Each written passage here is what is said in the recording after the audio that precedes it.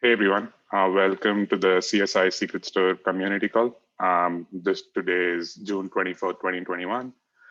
This call falls under the CNCF Code of Conduct, and the video is being recorded and will be published to YouTube. And then please go ahead and add your name to the list of attendees for today. I will be moderating the call. Does anyone want to help me with notes for the call today?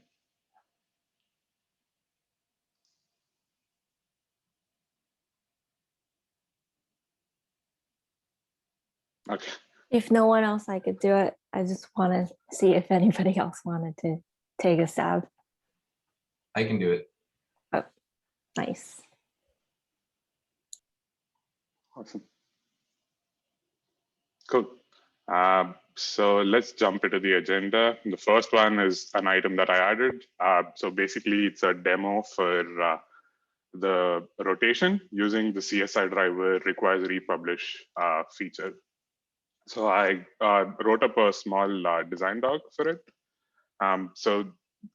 Just a little overview is the Secret Store CSI driver supports auto rotation today of mountain contents and synced Kubernetes secret. We added support for this in 0.0.16 version, and then this was done by adding an additional controller that runs periodically. So it runs on a poll interval, and then what it basically does is it lists all the secret provider class pod status that's assigned for a particular node, and then it enumerates through that, calls the provider for each one of them, gets the latest contents from external secret store, updates the mount, and then subsequently also updates the Kubernetes secret. And in this proposal, what I'm suggesting is we switch to using this new feature called requires republish, which was added in Kubernetes 120. And what essentially this does is kubelet calls node publish volume during the initial pod volume request, right? And with require republish equal to true, kubelet will call the CSI driver periodically. So that is every 1 minute plus jitter. It calls it periodically to say, go check the status of the mount for this particular volume mount. And then also if you need to update it, go ahead and update it. So essentially it takes care of this periodic logic that we have built in.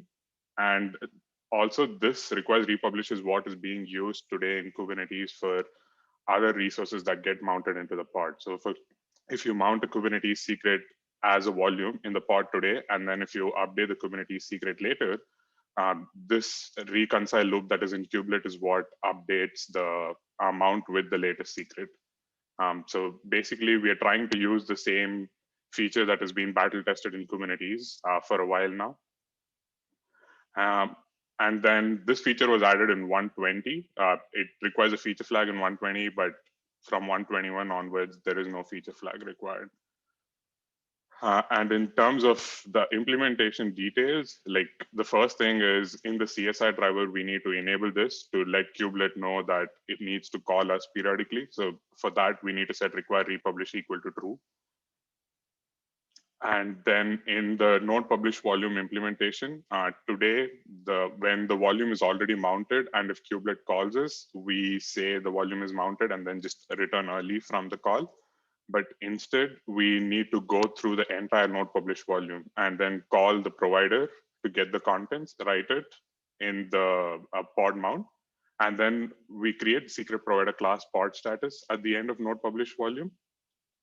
So, and instead of just creating, we would also need to update. So this way, when kubelet calls us periodically, we handle the rotation of the mounted contents. And then when we update the secret provider class pod status with the latest secret and version, the controller that we have to sync Kubernetes secret will take care of also going and updating the Kubernetes secrets that's there. So that way we handle the rotation for mount as well as the sync Kubernetes secret. So let me show a small demo of this and then, okay. So I have a kind cluster and then I am going to deploy the CSI driver with the require republish enabled. So if we look at the CSI driver, so we can see that require republish is set to true. And then let me go ahead and deploy my provider.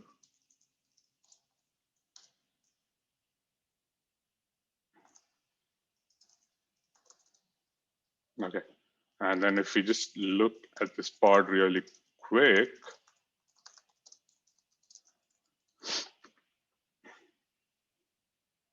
okay, so if you look at the pod here, if you see, I have not enabled secret rotation. I have only enabled requires republish on the CSI driver. And then let's tail the logs here.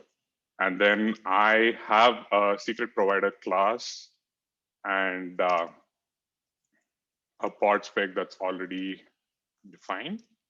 So if you look at this, it's a standard secret provider class. It's syncing secret objects. So it's syncing 3 secrets, like one is a TLS one is opaque, and then one is a Docker config. And then it's using the Azure provider. And then it's also getting a couple of objects that needs to be mounted. So secret 1, secret 2, then and then different certificates, right? And then the deployment is also pretty standard. So it's basically requesting a volume with the CSI driver, referring the secret provider class, and then it's using the secret store creds, which I've already created in my cluster. So now if we apply this,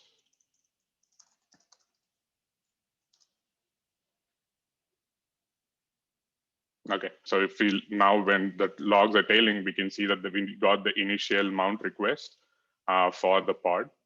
And then the mount is complete. And then if we look at the pod here, we should see it running. So then let's do a quick check on the secret.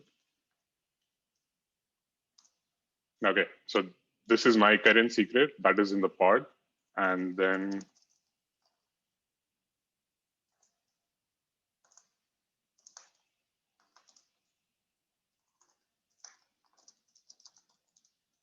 okay. So we've confirmed that this is a secret. Right now, I'm just going to go ahead and rotate this in the external secret store. And then if we give it a minute, we should see kubelet call the driver again for the pod volume mount. And it's always a minute plus some amount of jitter, which is more frequent than what we set as default today, which is 2 minutes. But let's just see when the log shows up. And then we can look at the pod again.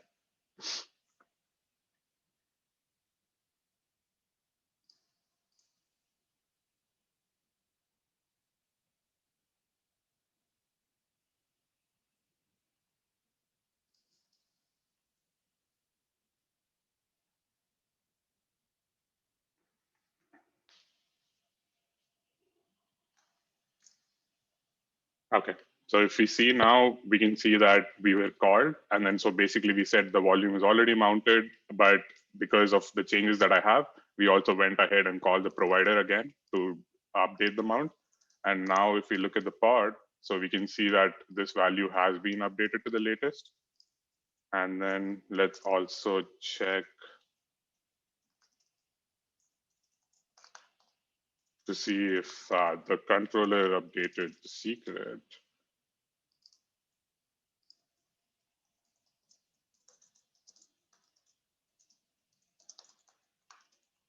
Yeah, so if you look at the control, if you look at the Kubernetes secret, so that also got updated. So this fits really nice with the flow that we have today. And then in terms of the trade-offs, basically with this change, we don't need the rotation reconciler built into the driver. So we can just rely on kubelet to call the node publish volume all the time. So that this means there's no extra set of API calls. We don't need any of the caches that we need to maintain for the rotation. And then basically it's a single code path for volume mount, which we already have and has been tested a lot. So it's more streamlined and it's already idempotent. So we know we always just need to test that one code path. And then today, as part of the node publish volume request, the kubelet gives us quite a bit of information about the pod. So like the pod namespace, and service account name. And then also with 121, it gives us the service account token as well. And with this change, we will be able to use that service account token for a standard node publish as well as the republish part of it. So that means we can just pass it on to the providers every time that we call the provider, and then the provider will just be able to use that, and they can skip generating the token.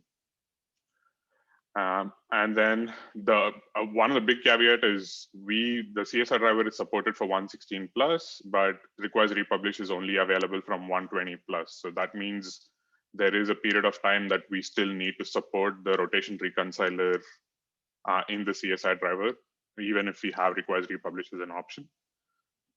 And this is one thing that I still need to test and we need to design, but I think using this feature will also give us the option to define the rotation pole interval per secret provider class pod status without a lot of per secret provider class without a lot of complexity. So today the rotation is configured per the driver, like it's a driver configuration, but here we can bring it down to the secret provider class.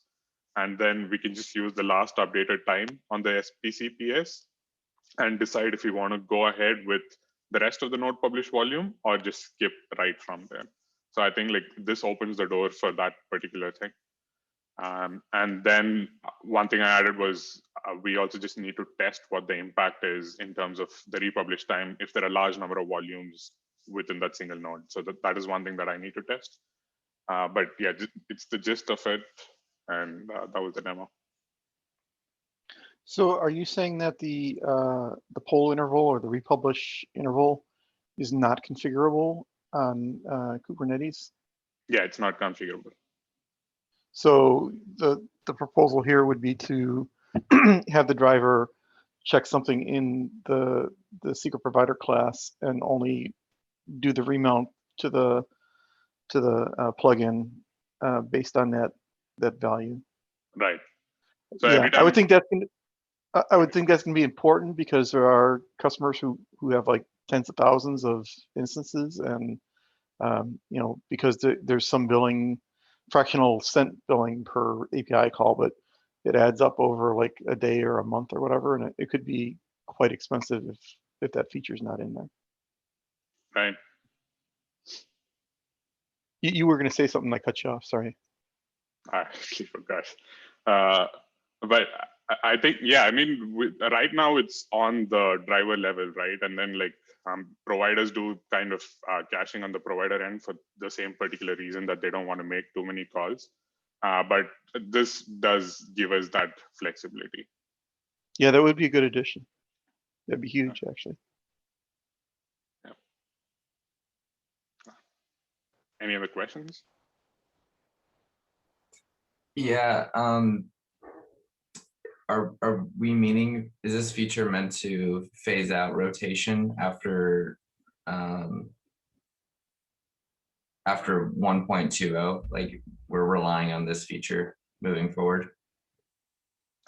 Yes. I mean, that's the way I'm seeing it, but basically I'm looking for feedback on the design and like what other folks think. But if we do rely on this, like I said, because this part of requires republish has been battle tested in Kubernetes, because it does that today for all the volumes. So this was just added for CSI recently. And also it removes a lot of overhead that we have to maintain today. Like as part of the rotation reconciler, we try to reconstruct the node publish volume request as accurately as possible today. Like if you look at this part of the code, so here, basically, we try to reconstruct everything that we know that the kubelet passes to the CSI driver. So like the pod name, namespace, pod UID, service account name. So it removes all this overhead from the driver. So instead, we can always rely on kubelet giving us a single config for the pod, and then we just pass that on to the provider. So it's more generalized, and like it's always the same set of config that will be passed to the provider. Gotcha. So currently in rotation, the existing versions are passed in, but not on the initial mount. How will it work in the remount case? So we could do the same. So in the remount case as well, the node publish volume has access to the secret provider class pod status. So at that point, you can read the pod status and then pass the versions to the provider if it already exists. Yeah, that would be helpful for the ones who try and optimize by not recalling if it hasn't changed or not refetching secrets. Right. Yeah, so I have the implementation now in my branch, like if you want to take a look, but it basically changes all the create flows to create or update. And then we can also do a get in node publish to get the versions and pass it to the provider. So that way, every time we call, we check if it exists. If it does, then we pass the current versions to the provider. And then the provider can decide what to do with it.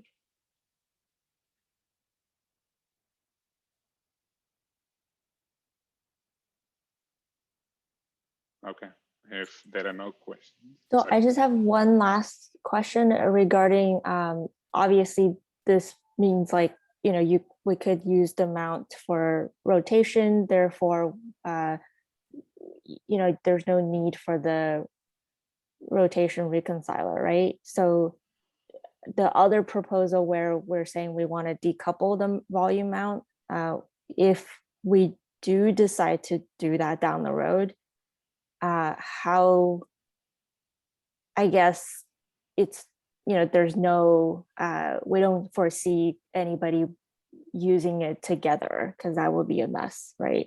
Right. Yeah. Yeah, I think like once we decouple it, it comes down to the CSI driver still having the benefit of this requires republish and then having kubelet call it for rotation.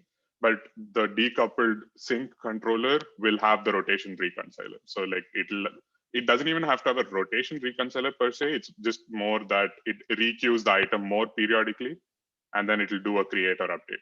So we don't need an explicit rotation reconciler. Right. Yeah, sorry. The question I had was with regards to the first point, which is the rotation reconciler runs periodically as part of the CSI drivers are required. So I understand that piece, but I didn't understand the point under it. This removes the extra set of API calls the rotation reconciler needs to make. Wouldn't it need to make the same set to get the updated secret?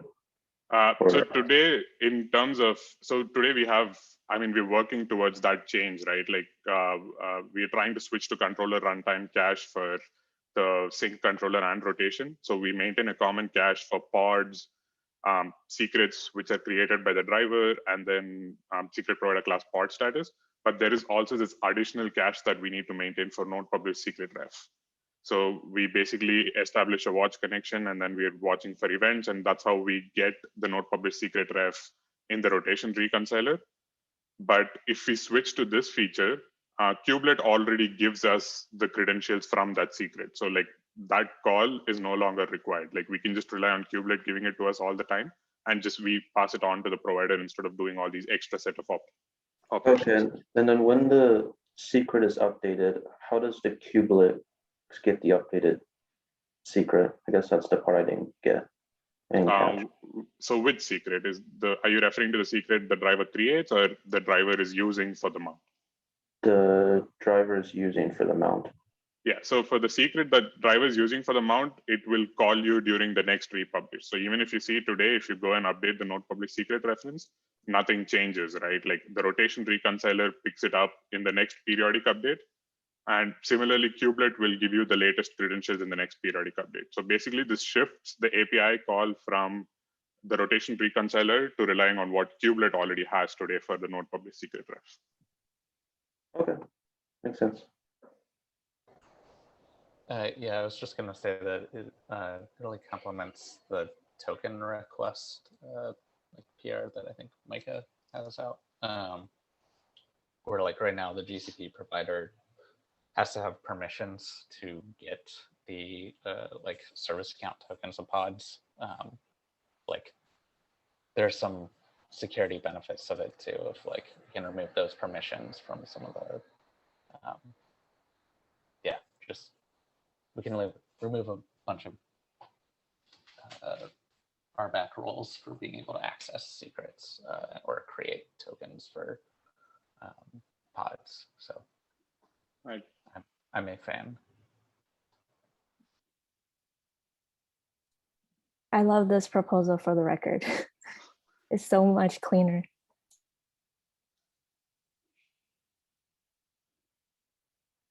Okay. Cool. So if there are no questions, we can go to the next item on the agenda. So I think the next one, Joe, you added this one. Yeah. So there's a feature request we have. Let me put it in the chat there for people who want to see it. Maybe a second. So issue 11 for us.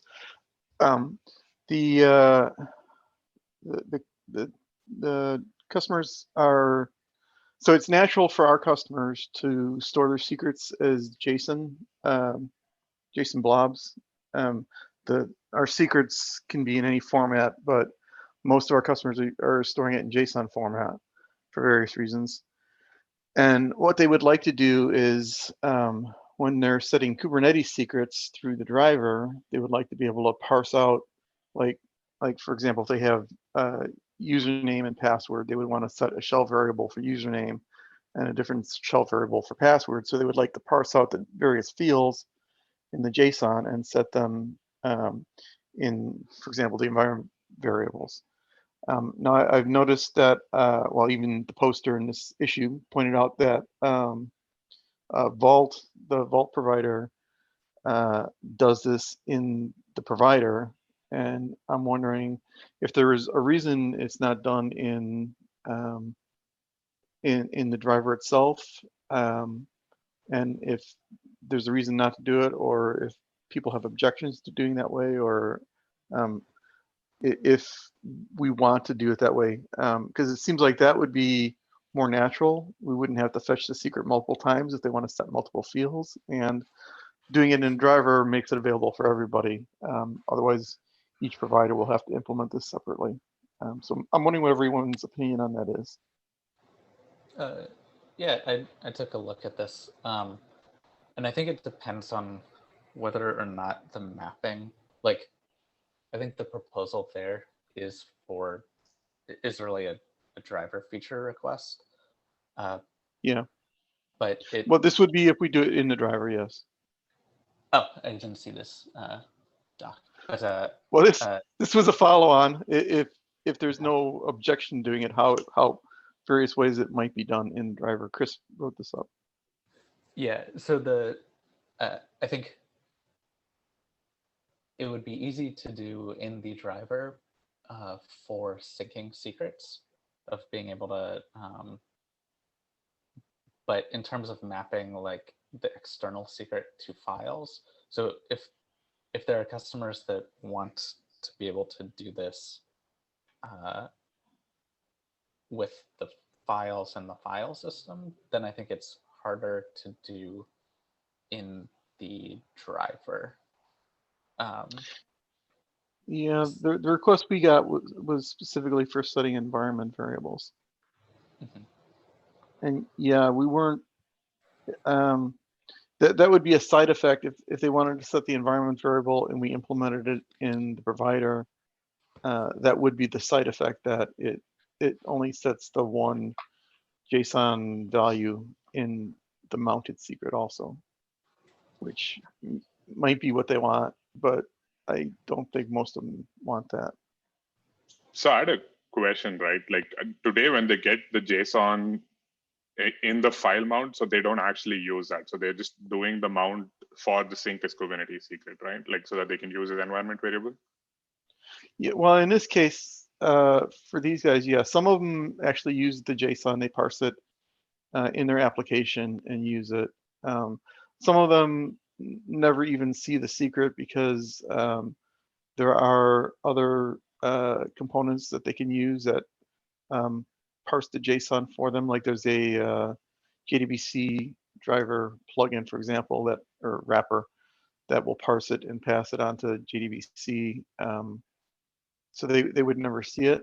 But in this case, they have some existing applications that are using environment variables, and they want to sort of just integrate it into there without having to make code changes. Okay. Yeah. So I think I was referring to the second subset, like folks who are reading it from the JSON. And I think, at least from the Vault perspective, from what I've seen, like they basically parse it out at the provider and just provide it as different files if possible, right? Like so that the user can just access it as different files. The one benefit I see for it being in the provider is if there are different types. Like, I mean, today we're supporting JSON, but like tomorrow, if there's any other different type that we need to support, like I think providers know the different types that they have. It might not be the same for every provider. So if we introduce this as a concrete type in the driver spec, it could be a little different, but I think like that is where my concerns are on. Yeah, that's kind of what the options are addressing. So this would be specific to JSON or using JSME path as a way to specify it. But we would, you know, always either have JSME path in the namespace of the object or in the keyword somewhere, so that if another type was introduced, you just either, you know, like if it was XML or PEM or something like that, you would either create a different variable name with PEM or use a different prefix for whatever the value is. But yeah, I mean, any new types, you'd have to implement something new, and it would be, the driver would have to, you know, deal with it. I think my only objection is it only helping on the secret sync feature, which like I'm not a big fan of anyway. But like, I don't know. I don't think like, because it could be confusing. Like it's already confusing of like what is provider configuration versus driver configuration. Like it seems like developers and consumers of the CSI driver can get mixed up there. And then if we had like kind of the feature in both places, like it could be confusing, but I could see this being generally useful across the providers. So I don't know. I'm having a hard time having like strong opinions about it. It seems reasonable to me. I just I would like it to be able to apply to the files, not just the sync secrets. But I'm not sure of a way to do that in the driver because of the way the driver works. So yeah, right now we're trying to decide whether we implement it in our provider or we do it through the driver, and that's what we're looking to see what everybody else's opinion is on this. We're going to probably do this either way. It's just whether we do something that is more generally useful or just specific to our implementation. Yeah, we also had a similar ask in the Azure provider, like a contributor wanted to help out, but I think they were also thinking about adding it to the provider, and then like there was a debate around should we add it to the driver or the provider. But I can also share that link, and then maybe we can see if, what commonalities are there, and then we can also maybe look at the Vault provider to make a decision, because like Tommy said, I don't have a strong preference right now. But we can review the doc that you shared. I mean, I can review the doc that you shared, and then I can add any feedback that I have. Is there an issue in the driver's repo? Just so that people can chime in or cross-link these requests from the provider repo? I think one thing is, this is very, so far it's like, you know, the providers are seeing this, but the drivers aren't. It is not visible to the drivers, perhaps. Yeah, we don't have an issue. But yeah, there's no issue. right, so like maybe just open ones so we can cross-reference, and then that way if people are interested, they can, +1 or whatever. But one thing that I have concern, one is I really see the value of this, but the concern that I have is it's kind of a slippery scope, like where it could be the beginning of, oh, but I want this other thing. So then what is our criteria for these type of features? What, as to gauge on whether or not we want to add it to the driver.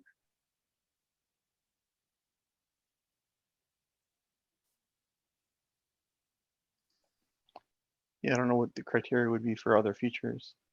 For this particular thing, I could see people wanting other formats, and whether or not that format, you choose to support that format or not. I'm not sure how you would decide that, except maybe on upvotes. But if we do open an issue for this one, I don't think, I think there's a lot of a lot of customer requests for it on our side. So I don't think we would have a lot of time to wait around to see if the other feature was upvoted. So it might be something we would have to decide on quickly and get around to implementing. So if you guys aren't like overwhelmingly in favor of this, it's likely we'll just go and implement it in our driver, our plugin right now or soon. But we can, open the issue and maybe the next meeting, see if there's anything going on there. And even if you decide to implement it at the plugin level, it's basically, that'll be for mount and sync, right? Like, so you would actually parse the JSON and put it in a different file, and then the user would just reference that in the sync. So so in the reconciler or remount case, it's not going to reset a shell variable, all right? Either way, no, the no matter how it's implemented. Yeah, for those pod restarts are required. Yeah.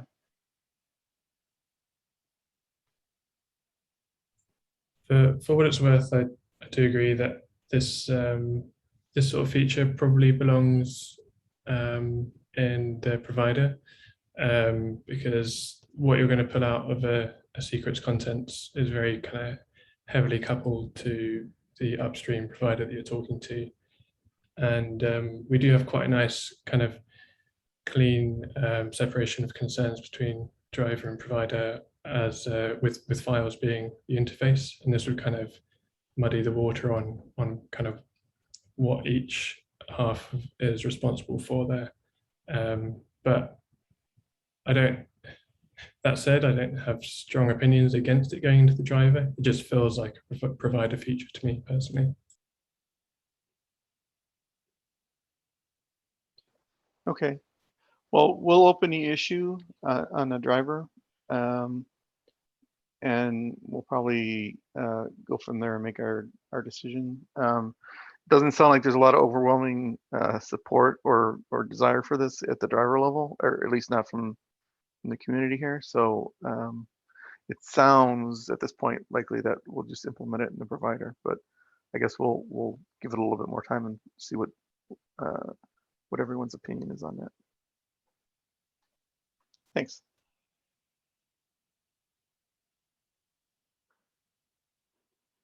Thanks, Joe. So the next, sorry, Chris, was there anything you wanted to add? Chris wrote up the doc, and he might be more heavily involved in this, and I should let him chime in if you have anything. No, you said? Okay. Sorry, Yeah. go ahead. Not at the moment. cool. So the next item on the agenda is, Dane, you added this one?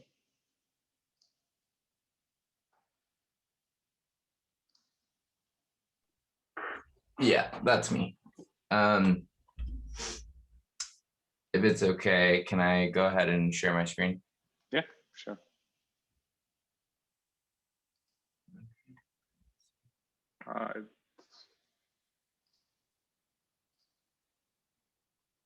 Looks like it's disabled for me. Oh, there we go. Okay.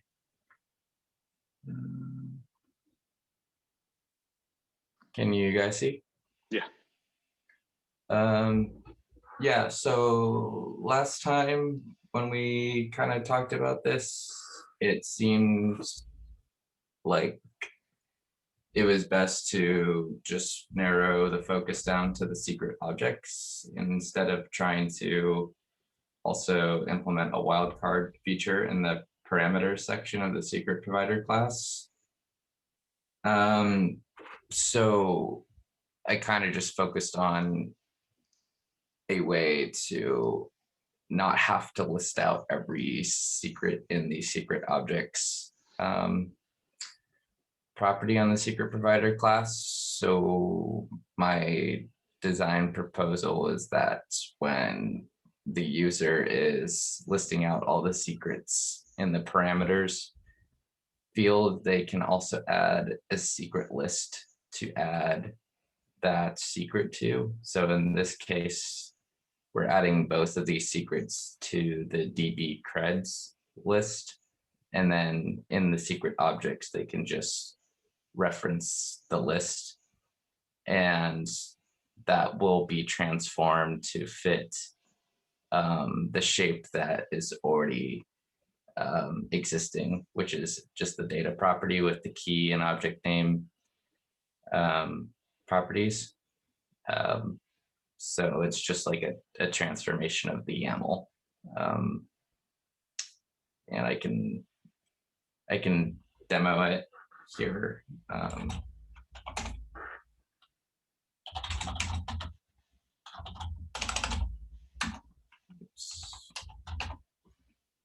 So yeah, I basically just have the secret list that I'm adding the DB creds to. And I'm just referencing it down in the secret objects as the list, and I'm still getting all the secrets. So I just wanted an opinion from anyone who had thoughts on that implementation or design proposal. So the secret list for data from is a core field, right? Like in the secret provider class spec. But the other secret list that you have at line number, I mean, within the objects, isn't that just for the part of the provider parameters, like the array for the provider? Yeah, so that's like, well, yeah, so the secret list is in the field for the parameters for the provider, and in the reconcile method of the secret provider pod status reconciler is where I grab that secret list value. So the driver reads the objects field from the secret provider class, like, and then that is how it knows what the secret list is, right? Yeah. Okay. Yes. Yeah, I think that is a little tricky because the schema for that is not set, right? Like typically anything within parameters is more just like a map. So it's like a map for a string and then like a generic interface. So the schema is not something that's well defined. So if different providers have the configurations in different way, then it's difficult for the driver to parse that field out because it's way into provider configuration. Yeah, And I was just gonna say, like an example, the GCP provider doesn't call it objects. We call it secrets under parameters and just have resource name and file name instead of like objects. Like, yeah, a lot of that is pretty different for the GCP one, which would make it, I think, difficult to kind of do in a way that all of the providers can support. So that I can get an example of the secret syncing on the GCP too. I'll send it to you on Slack, Dane. Okay. Yeah. So then main concern there is just the shape that each provider is expecting could be different. Yeah, so I mean, so this is probably one of the reasons for also having a difference in the secret objects for sync as Kubernetes secret. Like it was added as a core type with explicit fields so that the user can set those, so that the driver understands those fields, right? Like, and that is the reason that there are two different times that the user has to define the same thing. Like one is within the provider spec, which could be very generic, like with any type of keys, and then secret objects field with the two mandatory fields, which is object name and then like key, so that the driver can understand those fields when it reads the SPC.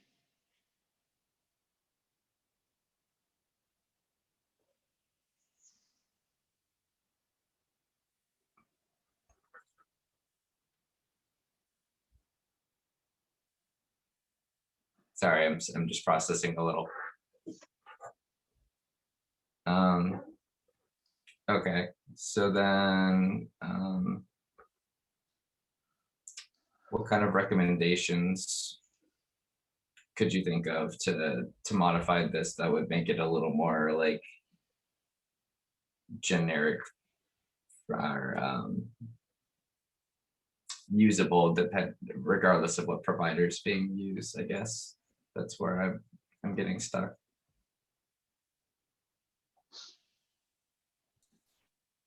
I feel like what you want is basically an easy way to just say, hey, look at this mounted path, and then loop through the files in that path. And then we assume that the name of the secret you want to sync with is the name of the file. I feel like that's what you want.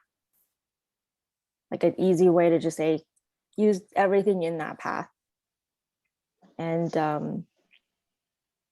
I guess the driver kind of knows that, right? Like the driver knows where the path is. Oh, sorry, I think Tom has his hand up. Oh, sorry, that was me plus oneing what you were saying. I think, yeah, like that seems the extent of the knowledge that we can confidently say the driver has, like what file name, yeah, like the object name and the file name kind of, yeah, synonymous here. And right. if we just say, yeah, list out every file name from this path, I think that's what we can kind of be confident about.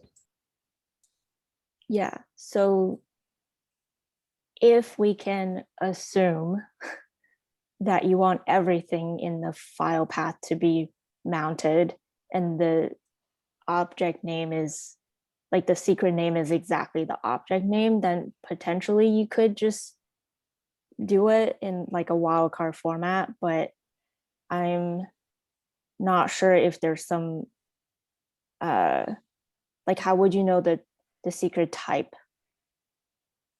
Like there's a lot of implications here. Yeah, that works well for like I think opaque and different types, but for like TLS cert, I think like the Yeah, concern like you how raised would you is- make that? How does a driver make that judgment? I guess is the problem.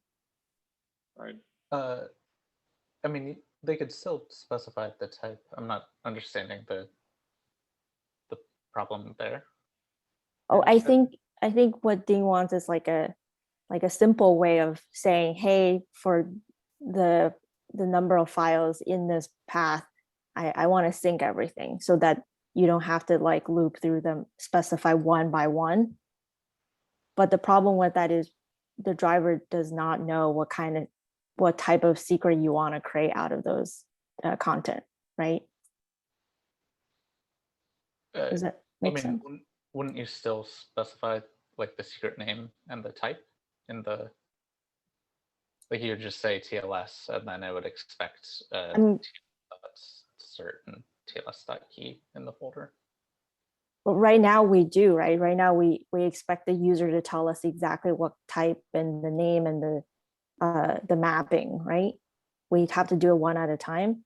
But I think the proposal here is looking at like data from, so it's just looking at one mount path and then everything in that path. Right, Dean? Like, is that am I capturing what you want correctly, or? So yeah, like the data from I try to implement it as simply as I could to just, all it does is just transform the YAML. So the reconcile still reads like it normally would, but the user doesn't see that. But it's being transformed into a list under data with the normal key and object name. So like the type is still specified in the secret objects. Yeah, my understanding is that you're trying to reduce the amount of boilerplate for all of the keys within a secret, but that each secret would be defined separately. Am I understanding that right? Or like if you were syncing two secrets, you'd still have two secrets in the secret objects list, right? But you just wouldn't have to specify all of the different key and values for each of them. Right. It just rebuilds the YAML so that it has this shape on the right that the user would normally have to type out manually, but they can just use data from instead, and then it'll be built in the reconcile method. So sorry, Rita, you had something? Sorry, I'm still stuck on like, how do you know the type? You mean like the secret type? Like, is it a opaque one, or is it a TLS one? Like, that's 1-to-1, right? So I think that is where Tommy is saying the couple of fields are always specified, right? So the name of the secret is going to be given, and then also the type is going to be defined. It's just within the secret objects, the data is going to be empty, so, or a wildcard. But I think like there are a couple of assumptions, right? Like one is we're saying everything in the secret provider class is going to be synced as Kubernetes secret. Like that is one assumption that we're making. And then I think also the second one is, the reason I brought up TLS is there could be a .cert and .key, but let's say if there is a CA cert that the user wants, like how do we determine all of these from the file path? Like either we have to tell the user that when they sync, when they mount it, the names have to be deterministic. So like this one explicitly has to say ca.cert, the other one has to say tls.cert, and the third one has to say tls.key. So we can do a 1:1 mapping and just add those as secret objects. But again, that is also an assumption, because in the example that I was showing in the demo before, I had TLS certs, but I also had like individual secrets that were added to the mount. So that could be a use case where there is a mix. But if we do assume this, then we have to tell users explicitly that each secret provider class has to be only for a specific secret object. So if you want a TLS, don't define anything else in this particular SPC. And then if you want secrets, define it in a different one. Tommy has his hands. Yeah, I was gonna say that the new the atomic writer does support some folders. So like the assumption about that everything needs to be synced could change. Where like right now, I think some of the providers don't support like paths as only file names in the secret provider class. But yeah, I don't know that that's fully a blocker, in my opinion.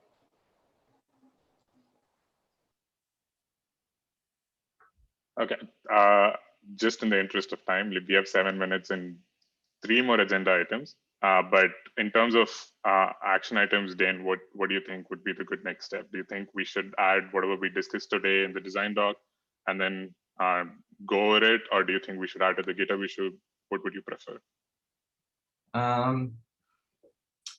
Well, I do want to kind of review like everyone's list of concerns today that were brought up. I haven't had as much time to invest in this as I've wanted. So I do want to spend a little more time on it and see if I can take those other factors into consideration for sure. How about we just comment in the doc, and then Yeah. yeah, and then we can discuss it offline as well. Yeah, that sounds great. Cool. Thank you. Okay, the next two items on the list are from Tommy. Yeah. Well, just the second one is just that reminder that we're trying to stick to the monthly release cycles, and it's like the second Wednesday of the month we're trying. So the next release of the driver is slated for 15 July, and we're targeting a 0.1.0 for it. And then one of the issues that we just had for that was the gRPC interface.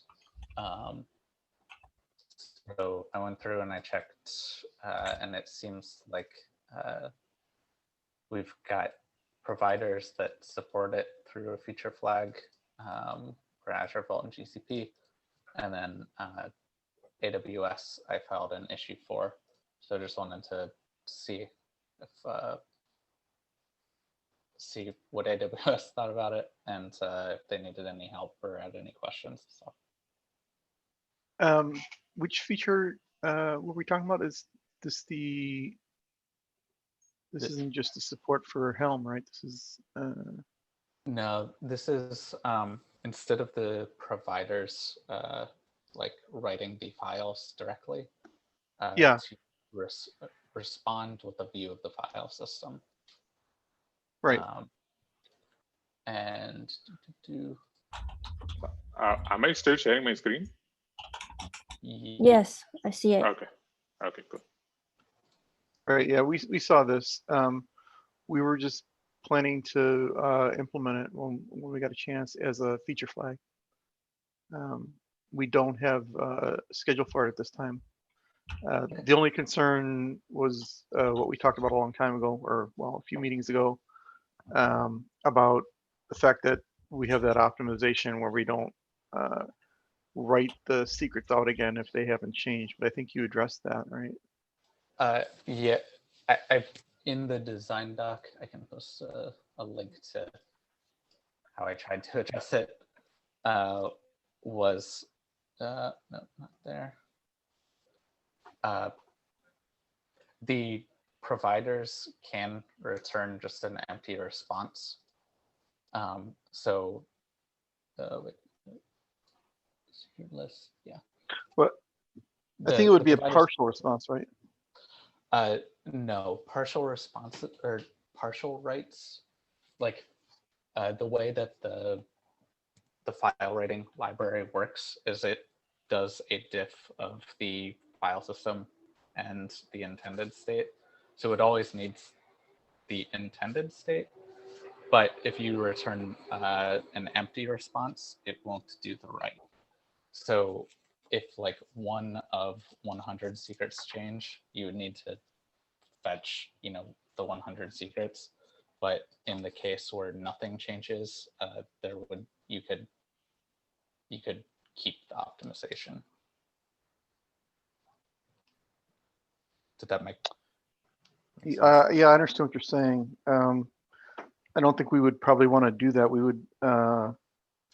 would have to try and find the existing secrets and return them somehow and still keep the optimization. Yeah, I think one way we did discuss is if the provider still wants to keep access to the target path, they have all the files, so they could just read the files and send it back. Yeah, that's what I'm kind of implying there. Is probably what we would have to do. But in any case, we do plan to provide something when we can get it in our schedule. Was there something more you were looking for there, or you just wanted feedback on the workaround you were providing? Yeah, I think we had just decided that we were going to try to get it in for like the 1.0 release, is to switch everyone over to the gRPC. So you want to make it a required feature, is what you're saying? Yes. From the providers. Yes. And Yeah, is there a schedule for that? the last 1.0? time we discussed, this is where it is, right? So we said we're going to make it, we're going to add it, and then it's going to be made required at the next release. So this one basically translates to 0.1.0. But in terms of schedule, 0.1.0 is planned for July 15th. And then 1.0 right now is planned for August, provided we don't hit any blockers. So I guess I missed that. You need it by August or by July 15th? Our original plan was the July 15th, but if that's not possible, then you know, yeah, we'll just I don't know because we haven't scheduled it yet. yeah, July 15th. I imagine you'll like it's not that far Might away. be, Working yeah, it days. might be kind of tight for us. Yeah, it's only a little ways away. And we haven't started on this yet. Yeah. So that's just why I wanted to bring it up. I imagine we'll just probably push it finish.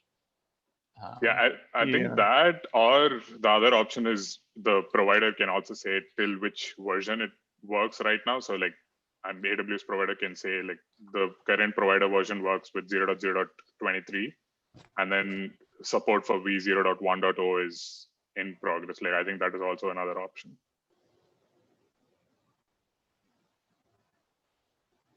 Because this is a driver change. Like, I mean, I think realistically, driver can make changes and then providers don't have to support it immediately. Like, it's just that at least if it's documented to say that only until this version is supported and then support for the next version of driver is upcoming. And this is only in case of changes like these, right? Like where there are breaking changes. And Yeah, this is not breaking something changes. that's going to happen commonly. Yeah, we could document that we don't work with the current release of the driver too. That would be another option. If you guys don't want to wait.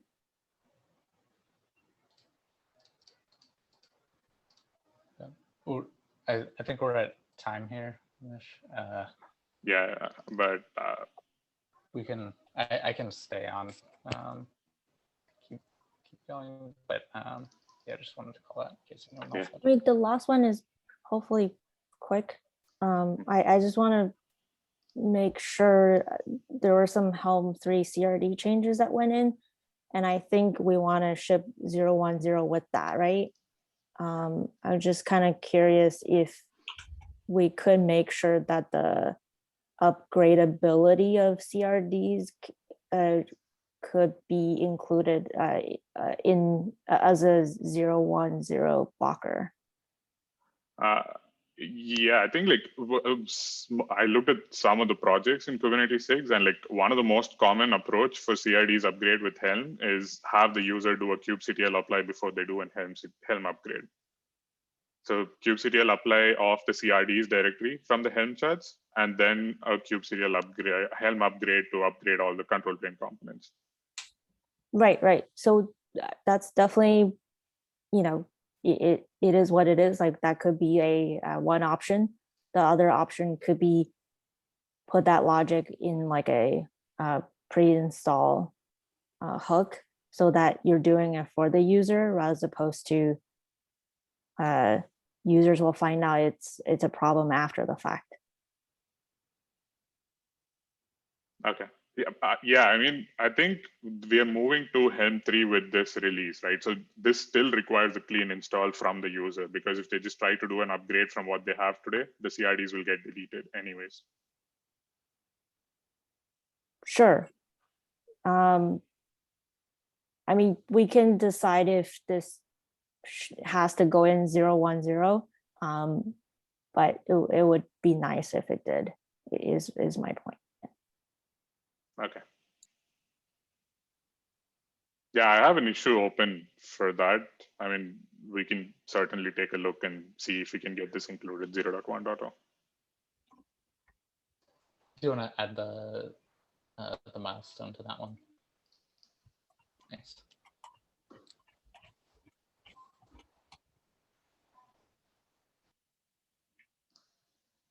I can just see a lot of people's pot not coming up. This happens all the time when their CRDs are old.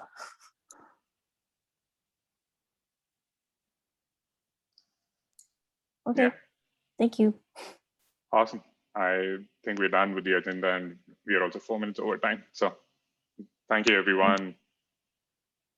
Good seeing everybody. Bye. Yeah. Hi. Bye. Yeah.